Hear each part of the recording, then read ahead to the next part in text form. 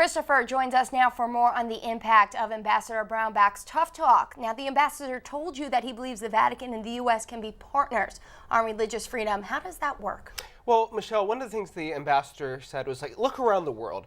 The Catholic Church is the one organization and institution that has boots on the ground across the world in a way that no other country or institution really can claim to have. And he said, look at Nicaragua, look at Venezuela, where there's serious issues of religious freedom. We rely on the Catholic Church, and we want to be partners to stand alongside them to say, we want to elevate religious liberty for all people of faith. And now, China was the specific focus of this conversation. What was his assessment of the state of religious freedom right there? Well, in China, the U.S. is very concerned, not just for Christians. He said among the Buddhists there, among the Muslims, there's a severe crackdown on people of faith. And he said, look, it's the biggest country in the world in terms of population size.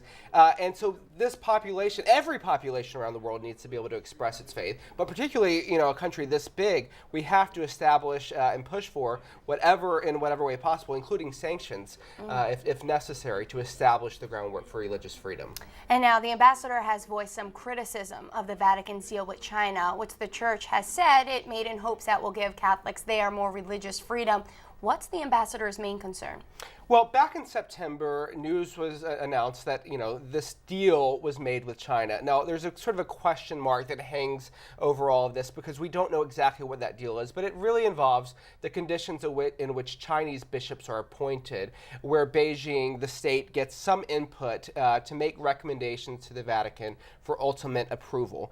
Now, what the U.S.'s position is that this is a dangerous precedent where other religious groups may have to sort of bow to the state to get approval. And the ambassador's point is, look, we know authoritarian and totalitarian regimes try to control religion through their leaders, and we don't want to see this precedent in which other countries have to sort of seek their permission to listen to whoever they want to sort of appoint as their leaders. So that's what the ambassador's saying. Now, he also says, look, I understand the Vatican has asked for patience on this, and we're happy to give it to them. They're ultimately a sovereign entity, but we are going to be very clear as to what we expect long term. All right, Chris, thank you so much for that.